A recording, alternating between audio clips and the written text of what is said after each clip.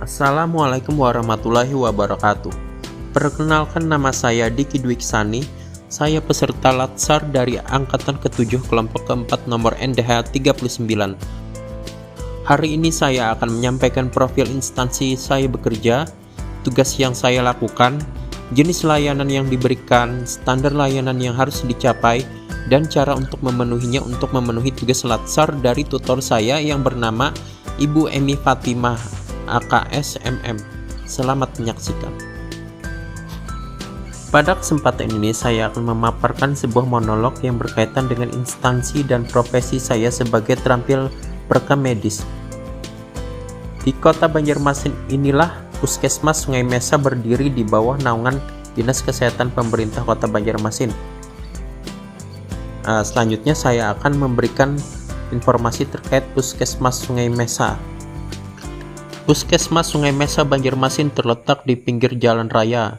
Dibangun pada tahun 1957, kemudian direhab total pada tahun 1998 oleh karena perkembangan wilayah dan padatnya jumlah penduduk dan jumlahnya kunjungan masyarakat. Kemudian puskesmas direhab total kembali pada tahun 2015. Puskesmas Sungai Mesa beralamat di Jalan Pahlawan RT 8 nomor 34 Kelurahan Seberang Masjid, Kecamatan Banjarmasin Tengah, Kota Madya, Banjarmasin.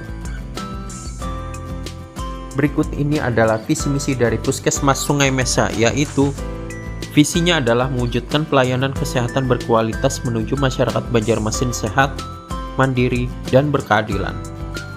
Misinya adalah 1. Mendorong kemandirian perilaku hidup sehat bagi masyarakat di wilayah kerja Puskesmas Sungai Mesa. 2. Memberikan pelayanan kesehatan yang bermutu, merata, terjangkau, dan berkeadilan. 3. Menggerakkan peranan aktif masyarakat dalam mewujudkan lingkungan yang sehat. Dan yang keempat, membangun profesionalisme dengan memberikan pelayanan kesehatan yang optimal, baik individu, keluarga, dan masyarakat. Moto dari Puskesmas Sungai Mesa adalah tersenyum untuk kesehatan Anda. Berikut ini adalah struktur dari Puskesmas Sungai Mesa. Di Puskesmas Sungai Mesa terdiri dari 37 jumlah pegawai honorer maupun pegawai negeri sipil, termasuk dengan Kepala Puskesmas Sungai Mesa. Kepala Puskesmas Sungai Mesa adalah Ibu Diah Juniartuti SSI APT. Seperti inilah tampilan dari struktur organisasi Puskesmas Sungai Mesa.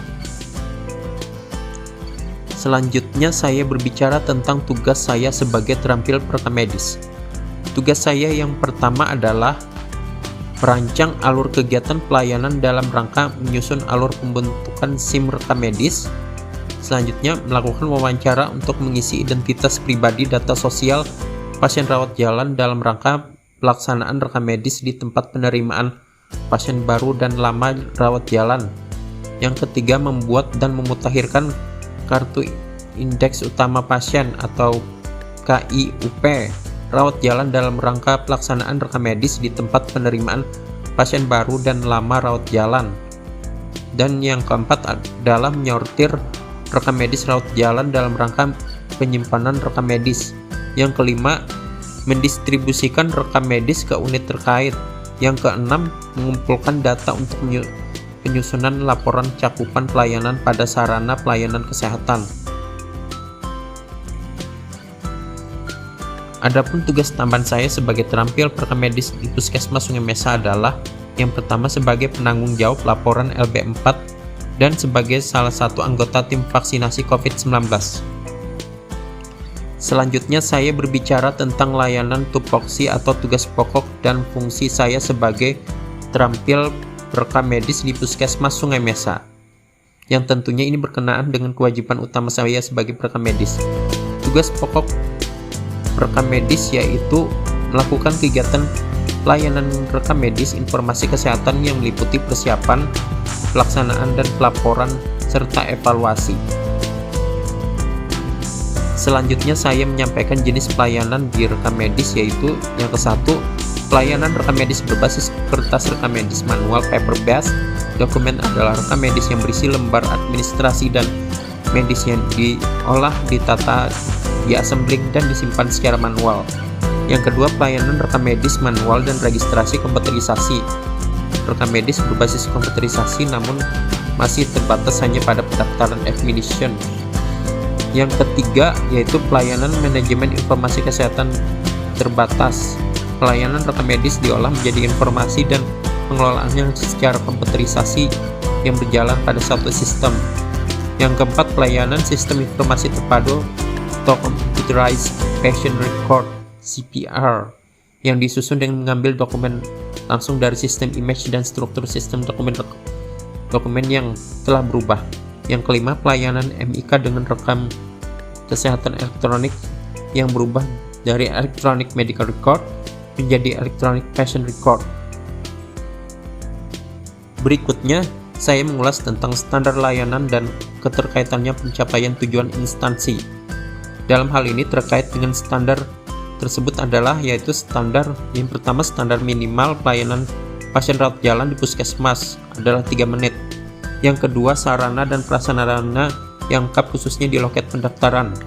Yang ketiga, masyarakat yang berobat di puskesmas sudah disosialisasikan terkait dengan BPJS, mekanisme pembayaran umum. Yang keempat, sistem pelaporan pasien yang lengkap yang berisi tentang data statistik kesehatan.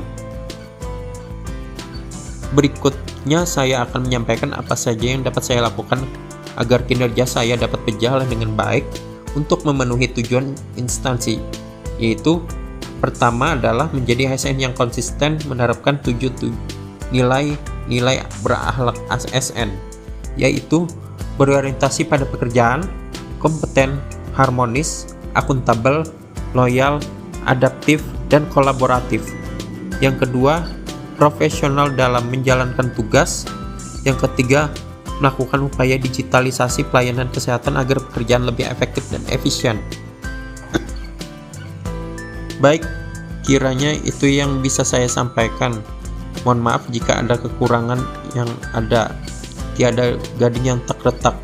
Terima kasih telah menyampaikan waktu untuk menonton dan wassalamualaikum warahmatullahi wabarakatuh.